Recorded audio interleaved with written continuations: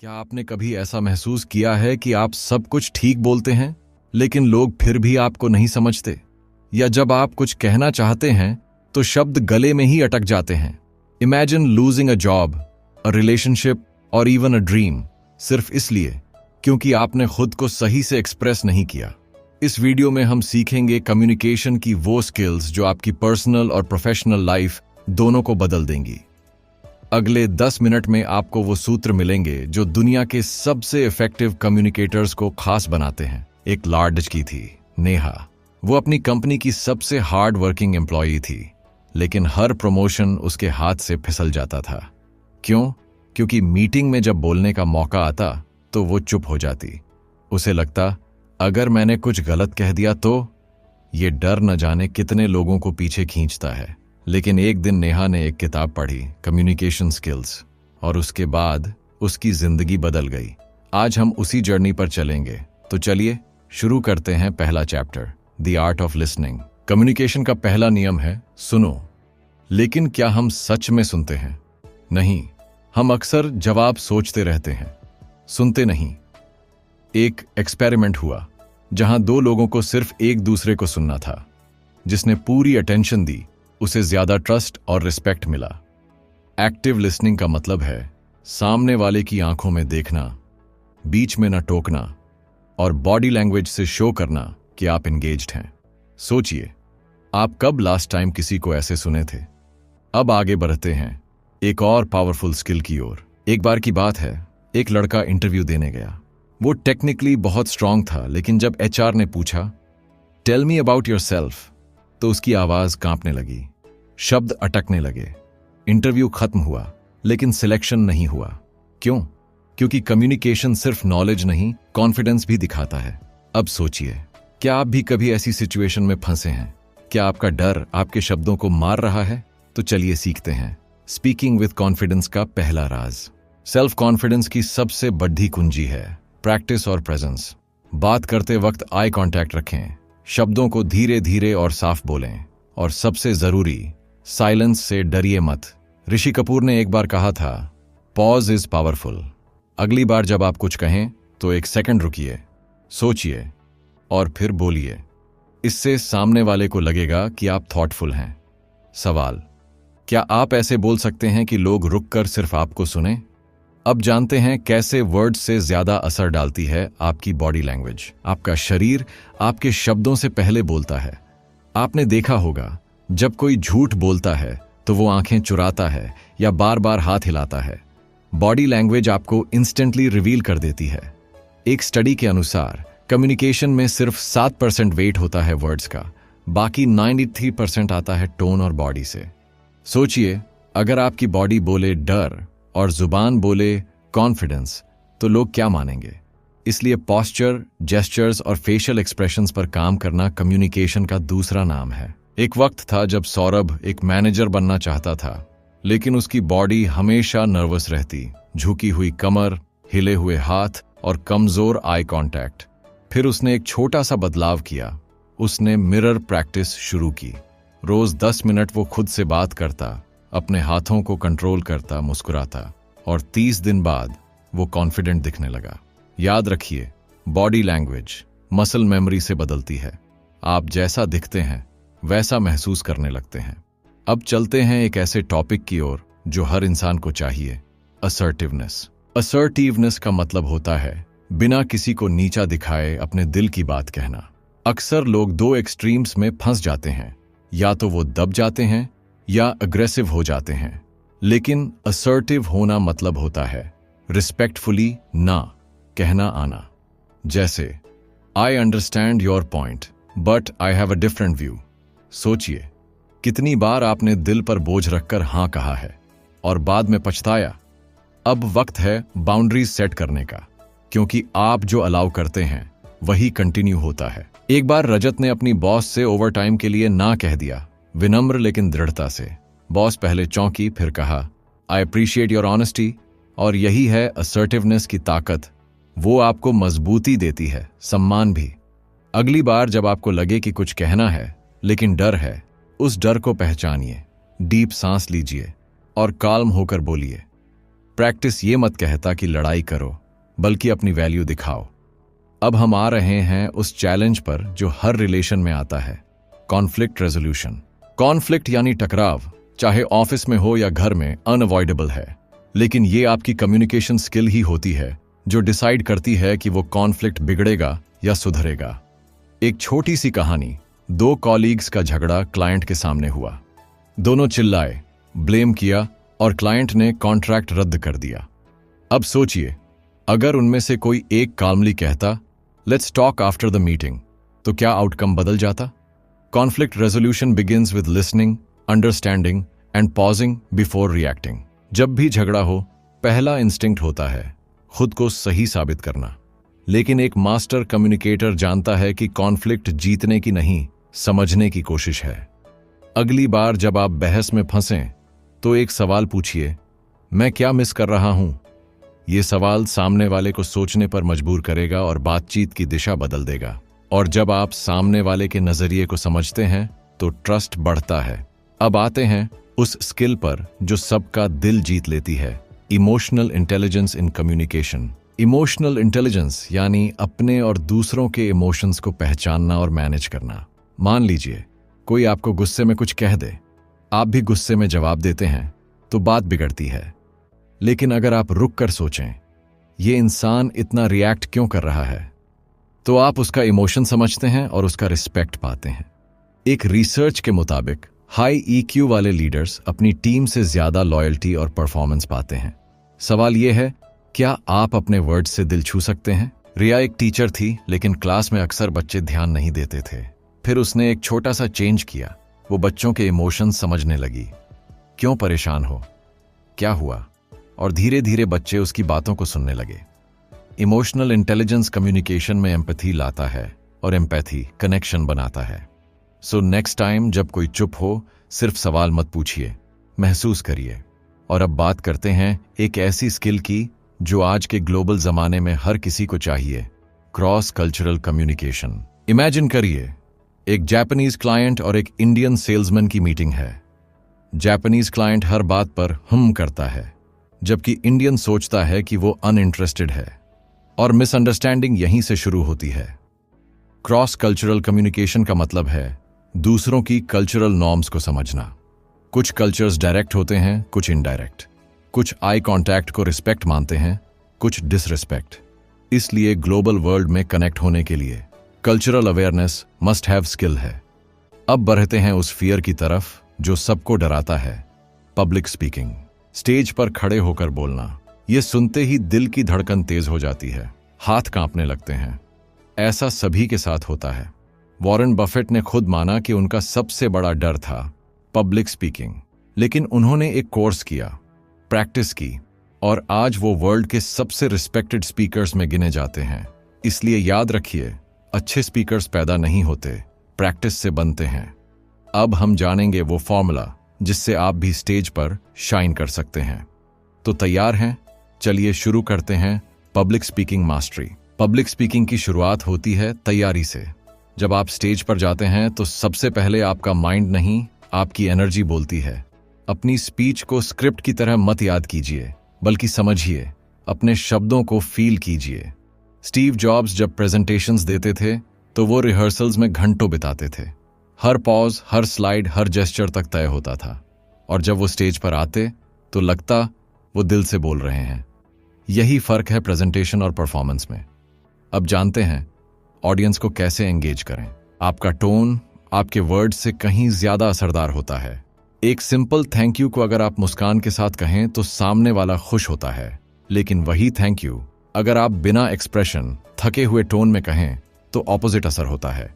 इसी तरह जेस्चर्स, हाथों का मूवमेंट, चेहरा, बॉडी पोस्चर, सब मिलकर आपके मैसेज को ताकत देते हैं। कभी मिरर के सामने प्रैक्टिस कीजिए, एक ही सेंटेंस को अलग अलग टोन और जेस्चर्स के साथ बोलिए। You'll feel the difference. अब बढ़ते हैं रियल लाइफ अभ्यास की तरफ। ऑडियंस को एंगेज करने के लिए जरूरी है स्टोरी टेलिंग। प्लेन फैक्ट से लोग बोर हो जाते हैं, लेकिन एक अच्छी कहानी उन्हें जोड़े रखती है। सोचिए, जब आप किसी दोस्त को कोई मजेदार घटना सुनाते हैं तो एक्सप्रेशंस बदलते हैं, हाथ हिलते हैं, एक्साइटमेंट आती है। वही मैजिक स्टेज पर चाहिए। शुरुआत एक सवाल से करें। क्या आपके साथ कभी ऐसा हुआ है? सवाल क्यूरियोसिटी सोचने पर मजबूर कर देता है। यही है कम्युनिकेशन का powerful loop. Question, excitement, thinking. अब आते हैं जेस्चर्स और टोन की ताकत पर। कम्युनिकेशन थ्योरी जानने से नहीं, करने से आती है। इसीलिए आज से एक आसान प्रैक्टिस शुरू करें। हर दिन किसी एक नए इंसान से बात करें। दुकान वाले से, गार्ड से, कॉलीग से। शुरू में ऑकवर्ड लगेगा, लेकिन धीरे धीरे आपके वर्ड्स फ्लो में आने लगेंगे। दूसरा टास्क, एक टॉपिक चुनिए और उस पर 2 मिनट खुद से बोलिए, मिरर के सामने या फोन में रिकॉर्ड करके। Practice builds confidence and confidence builds charisma. अब बात करते हैं टेक्नोलॉजी के जमाने में कम्युनिकेशन कैसे बदला है। आज के समय में हम व्हाट्सएप, जूम और ईमेल से कम्युनिकेट करते हैं, लेकिन क्या ये इफेक्टिव है? टेक्स्ट में टोन नहीं दिखती, इमोजीज इमोशंस नहीं दिखाते। एक ओके का मतलब गुस्सा भी हो सकता है और सिंपल एक्सेप्टेंस भी। इसलिए डिजिटल कम्युनिकेशन में क्लैरिटी सबसे जरूरी है। Short sentences, clear tone and context देना सीखिए। और हाँ, कॉल करने से कभी मत डरिए। कई बार एक 30 सेकंड कॉल 10 मैसेजेस से ज्यादा इफेक्टिव होती है। सोचिए, आप किस तरह कम्युनिकेट करते हैं, टेक्स्ट से या दिल से? रावी एक बहुत ही स्किल्ड एम्प्लॉई था, लेकिन ऑफिस में उसे अंडर एस्टिमेट किया जाता था। रीजन? वो मीटिंग्स में चुप रहता था, अपने आइडियाज कॉन्फिडेंटली रख नहीं पाता था। एक दिन उसके दोस्त ने कहा, तू जीनियस है, लेकिन लोगों को कैसे पता चलेगा जब तू बोलेगा ही नहीं? तभी रावी ने एक फैसला लिया, हर हफ्ते एक बार मीटिंग में जरूर बोलेगा, चाहे एक लाइन ही क्यों ना हो। और धीरे धीरे उसकी आवाज सुनी जाने लगी। कम्युनिकेशन में साइलेंस भी एक लैंग्वेज है, लेकिन समय आने पर बोलना आना चाहिए। अब हम बात करते हैं लिसनिंग की एक और पावरफुल फॉर्म की, रिफ्लेक्टिव लिसनिंग। ये वो टेक्निक है जिसमें आप सिर्फ सुनते नहीं, बल्कि सामने वाले की बात को दोहराते हैं। जैसे कोई बोले, मुझे लगता है मेरा काम कोई समझता ही नहीं। आप कहें, तुम्हें लग रहा है कि लोग तुम्हारी मेहनत नहीं समझते। बस ये सुनते ही सामने वाला फील करता है कि वो समझा गया है। रिफ्लेक्टिव लिसनिंग टेंशन कम करती है और इमोशनल बॉन्ड बनाती है।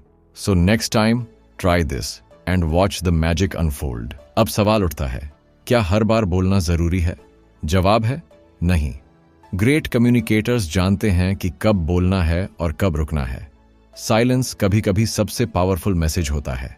एग्जाम्पल, किसी टफ कॉन्वर्सेशन में अगर आप बस चुप रहें और सामने वाले को सुने, तो उन्हें लगेगा कि आप उन्हें समझ रहे हैं।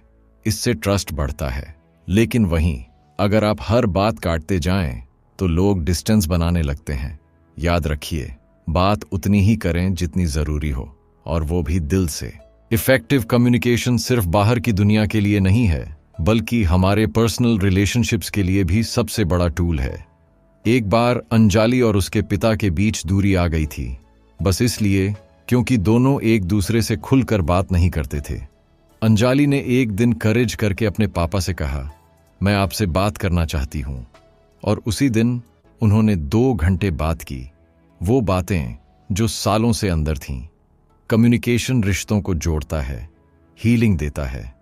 अगली बार किसी से दूर महसूस करें, बात कीजिए। अब सोचिए, आप अपने कम्युनिकेशन में सबसे ज्यादा स्ट्रगल कहां करते हैं? पब्लिक स्पीकिंग में, या अपने इमोशंस को वर्ड्स में बदलने में, या किसी बहस में काल्म रहने में? इस सोच से ही इंप्रूवमेंट की शुरुआत होती है। एक्सपर्ट्स कहते हैं, जो अपनी कम्युनिकेशन स्किल्स बेहतर करता है, वो अपनी जिंदगी बेहतर करता है। तो क्यों ना आज से एक कमिटमेंट लें, हर दिन कम्युनिकेशन में 1% बेटर बनने का। अगले चैप्टर्स में हम करेंगे डीप डाइव, प्रैक्टिकल टूल्स और रियल लाइफ एक्सरसाइजेस के साथ।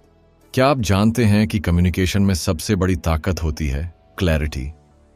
जब आपके वर्ड्स साफ और सिंपल होते हैं, तो सामने वाला कंफ्यूजन में नहीं फंसता।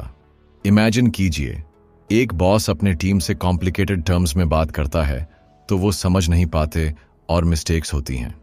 पर अगर सेम बॉस क्लियर, सीधे लैंग्वेज में बोले, तो सब कुछ स्मूथ चलता है।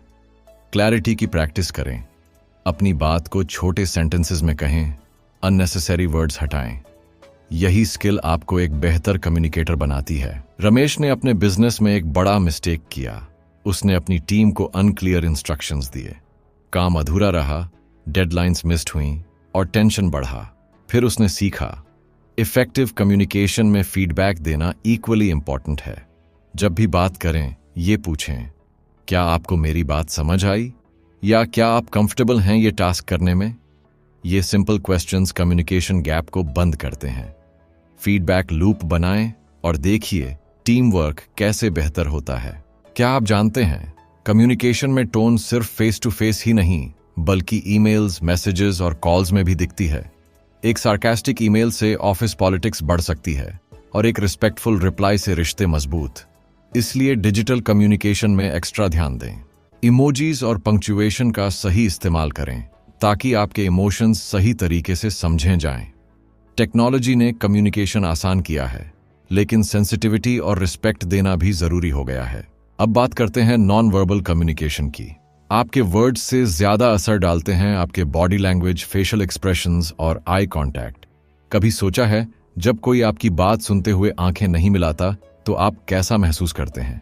यही कारण है कि successful communicators eye contact maintain करते हैं, ओपन पोस्चर रखते हैं और पॉजिटिव एक्सप्रेशंस दिखाते हैं। अगली बार बातचीत में ये छोटी छोटी चीजें जरूर ध्यान रखें। ये आपके मैसेज को 10 गुना प्रभावशाली बना देंगी। एक रियल स्टोरी बताता हूं।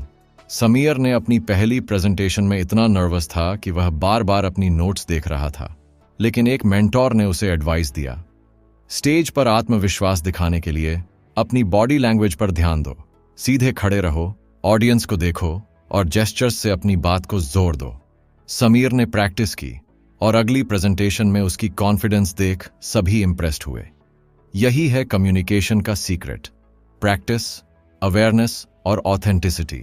क्या आपने कभी ध्यान दिया है कि कम्युनिकेशन में पॉज कितनी ताकत रखता है? जब आप बोलते हैं और बीच में डिलिबरेट पॉज लेते हैं तो आपके शब्दों का प्रभाव बढ़ जाता है। इमेजिन करिए, मार्टिन लूथर किंग जूनियर ने अपनी फेमस स्पीच में I have a dream phrase bar bar pause के साथ दोहराया, जिसने लोगों के दिलों में गहरी छाप छोड़ी। पॉज सुनने वालों को सोचने का मौका देता है और आपकी बात को एम्फसाइज करता है। अगली बार बोलते समय इंटेंशनल पॉज जरूर आजमाएं। असर्टिवनेस की सबसे बड़ी चैलेंज होती है सही बैलेंस बनाना।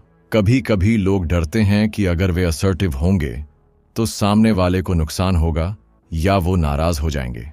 लेकिन सही असर्टिवनेस से आप न केवल अपनी बात रखते हैं, बल्कि सामने वाले के फीलिंग्स का भी सम्मान करते हैं। सोचिए, अगर हर कॉन्वर्सेशन में आप खुद की वैल्यू बताएंगे और दूसरों की भी सुनेंगे तो कितनी पॉजिटिव रिलेशनशिप्स बनेंगी। इस बैलेंस को सीखना हर सफल कम्युनिकेटर की निशानी है। एक बार नेहा अपने बॉस से प्रमोशन मांगने गई, लेकिन नर्वसनेस के कारण उसकी बात अधूरी रह गई।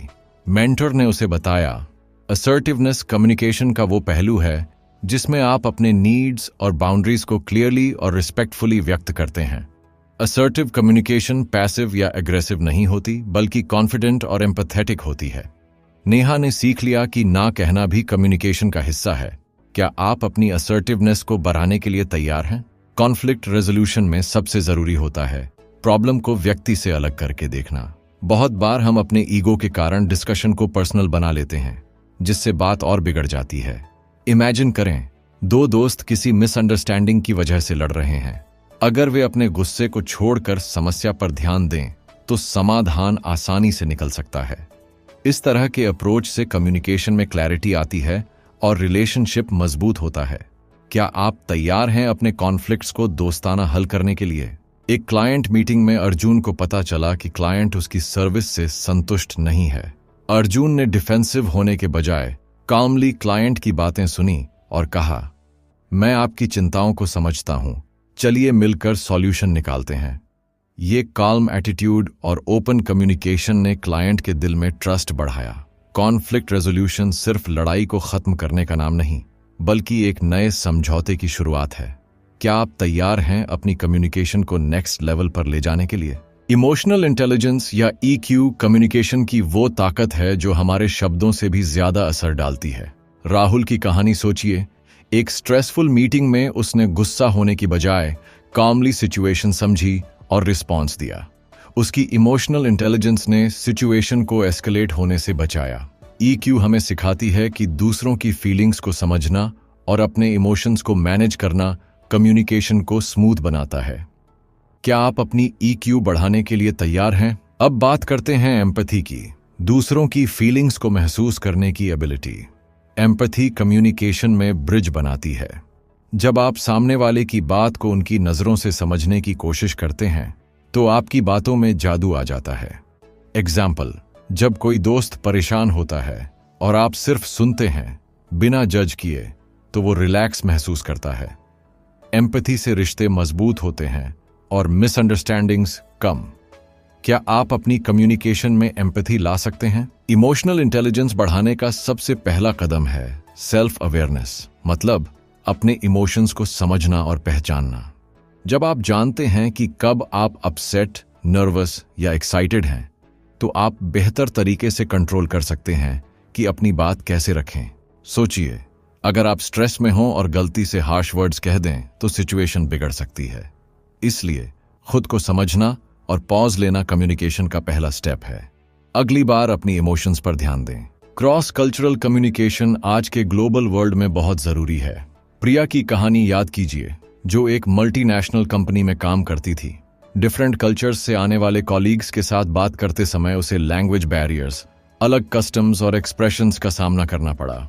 उसने सीखा कि ओपन माइंड और पेशेंस के साथ कम्युनिकेशन करना जरूरी है। कल्चरल डिफरेंसेस को समझना और रिस्पेक्ट करना इफेक्टिव कम्युनिकेशन का आधार है। आप कैसे क्रॉस कल्चरल बैरियर्स को तोड़ेंगे? पब्लिक स्पीकिंग में सबसे बड़ा डर होता है फियर ऑफ जजमेंट। लेकिन सच ये है कि ज्यादातर ऑडियंस आपकी गलती नहीं देखती, वे बस आपकी कहानी सुनना चाहते हैं। सोचिए, जब आप किसी फेमिलियर टॉपिक पर बात करते हैं तो कॉन्फिडेंस बढ़ जाता है। प्रिपरेशन, प्रैक्टिस और पॉजिटिव माइंडसेट से फियर खत्म हो सकता है। अगली बार जब आपको स्टेज पर जाना हो, सोचिए आप वहां ऑडियंस की मदद करने गए हैं, न कि सिर्फ बोलने। क्या आप अपने पब्लिक स्पीकिंग फियर्स को जीतने को तैयार हैं? पब्लिक स्पीकिंग में एक मैजिक ट्रिक होती है, स्टोरी टेलिंग। जब आप डेटा और फैक्ट्स की बजाय एक दिलचस्प कहानी सुनाते हैं तो ऑडियंस जुड़ जाती है। एक बार एनकिट ने अपनी बिजनेस प्रेजेंटेशन बोरिंग नंबर से शुरू की, कोई ध्यान नहीं दे रहा था। फिर उसने एक रिलेटेबल कहानी सुनाई और सब लोग पूरी तरह एंगेज्ड हो गए। स्टोरी एक इमोशनल कनेक्शन बनाती है। अगली बार जब भी स्टेज पर जाएं, एक कहानी से शुरुआत करें। आप खुद फर्क महसूस करेंगे। क्या आपने सोचा है कि स्टेज पर जाने से पहले माइंड को कैसे प्रिपेयर किया जाए? वन सिंपल मेथड है विजुअलाइजेशन। इमेजिन करिए कि आप कॉन्फिडेंटली स्टेज पर खड़े हैं, ऑडियंस मुस्कुरा रही है और हर वर्ड इम्पैक्ट डाल रहा है। ये मेंटल रिहर्सल आपका नर्वसनेस कम करता है। सचिन तेंदुलकर भी अपनी बैटिंग से पहले शॉट्स विजुअलाइज करते थे। यही तरीका पब्लिक स्पीकिंग में भी काम करता है। आप भी आज से विजुअलाइजिंग प्रैक्टिस शुरू करें। प्रेजेंटेशन स्किल्स में एक सबसे अंडररेटेड टिप है स्ट्रक्चर। जब आपकी बातों का एक लॉजिकल फ्लो होता है, introduction, main content and conclusion, तो ऑडियंस आपकी बात बेहतर समझती है। एक स्पीकर ने बिना स्ट्रक्चर के बोलना शुरू किया और सब कंफ्यूज हो गए, लेकिन दूसरे ने पहले कहा, मैं आज 3 बातें शेयर करूंगा, और हर पॉइंट को क्लियरली समझाया। क्लैरिटी और ऑर्डर आपके मैसेज को अनफॉरगेटेबल बना देते हैं। प्लान करें, फिर बोलें। अब बात करते हैं कम्युनिकेशन इन पर्सनल रिलेशनशिप्स। एक बार रितु और उसके पापा के बीच मिसअंडरस्टैंडिंग हो गई, बस इसलिए क्योंकि दोनों ने ठीक से एक दूसरे की बात नहीं सुनी। जब दोनों ने काल्मली बैठकर फीलिंग्स एक्सप्रेस की तो हर कंफ्यूजन साफ हो गया। पर्सनल रिलेशनशिप्स में कम्युनिकेशन का मतलब सिर्फ बोलना नहीं, बल्कि इमोशंस को ऑनेस्टली और रिस्पेक्टफुली शेयर करना है। किसी अपने को कॉल करके पूछिए, तुम सच में कैसे हो? पर्सनल रिलेशनशिप्स में एक और गोल्डन रूल है, listen to understand, not to reply. अक्सर हम सुनते कम हैं और जवाब ज्यादा सोचते हैं। इससे कॉन्वर्सेशन का डेप्थ चला जाता है। एक बार प्रिया की दोस्त अपसेट थी और प्रिया बस सॉल्यूशंस दे रही थी, लेकिन दोस्त को बस चाहिए था कि कोई उसकी फीलिंग्स समझे। जब प्रिया ने सिर्फ चुप रहकर सुना, दोस्त का दिल हल्का हो गया। कभी कभी साइलेंस ही सबसे केयरिंग जवाब होता है। अब चलते हैं वर्कप्लेस कम्युनिकेशन की ओर। जब ऑफिस में कॉलीग्स क्लियरली कम्युनिकेट नहीं करते तो टास्क्स डिले होते हैं और फ्रस्ट्रेशन बढ़ती है। एक बार एक ईमेल में सिर्फ इतना लिखा था, इस टास्क को जल्दी पूरा करो। रिजल्ट, एम्प्लॉई कंफ्यूज था कि डेडलाइन क्या है, एक्सपेक्टेशंस क्या हैं। प्रोफेशनल सेटिंग में क्लैरिटी, टोन और कंप्लीटनेस बहुत जरूरी है। इफेक्टिव कम्युनिकेशन प्रोडक्टिविटी और रिलेशनशिप्स दोनों को ग्रो करता है। टेक्नोलॉजी ने कम्युनिकेशन को आसान किया है, लेकिन कॉम्प्लिकेटेड भी। व्हाट्सएप, जूम और ईमेल्स ने इंस्टेंट कांटेक्ट तो दिया, लेकिन डिस्ट्रैक्शंस और मिसअंडरस्टैंडिंग्स भी बढ़ी। एक बार समीर ने एक मैसेज को गलत समझकर अपने दोस्त से झगड़ा कर लिया। Lesson: tone can't always be red in text, इसलिए कभी क्रिटिकल बात हो तो फोन कॉल या फेस टू फेस बात करें। सही मीडियम चुनना कम्युनिकेशन का बड़ा हिस्सा है। वर्कप्लेस में एक और जरूरी स्किल है ईमेल एटिकेट। सोचिए, एक ईमेल में सिर्फ कैप्स लॉक में लिखा हो सेंड दिस नाउ, तो सामने वाला डर जाएगा या नाराज हो जाएगा। इसलिए ईमेल्स में प्रॉपर ग्रीटिंग, क्लियर सब्जेक्ट और रिस्पेक्टफुल टोन यूज करना कम्युनिकेशन को स्मूथ बनाता है। एक छोटी सी line, thank you for your time, आपकी इमेज प्रोफेशनल और रिस्पेक्टफुल बनाती है। क्या आप भी आज से अपनी ईमेल स्किल्स सुधारेंगे? कम्युनिकेशन में आज सबसे बड़ा चैलेंज है ओवरलोड। इतना कंटेंट, इतना इंफॉर्मेशन कि लोग सुनते नहीं, स्क्रॉल कर जाते हैं। ऐसे में आपकी बात का असर कैसे हो? Simple: make it relevant, emotional and valuable. जब आप किसी की जरूरत से जुड़ी बात करते हैं तो वो ध्यान से सुनते हैं। जैसे एक short message, I am here if you need to talk, किसी डिप्रेस्ड इंसान की जान बचा सकता है। आपकी वर्ड्स में ताकत है, वाइजली यूज करें। अब समय है रिफ्लेक्शन का। आपने अब तक कम्युनिकेशन की कई लेयर्स सीखी: listening, speaking, body language, emotional intelligence, conflict resolution और पब्लिक स्पीकिंग।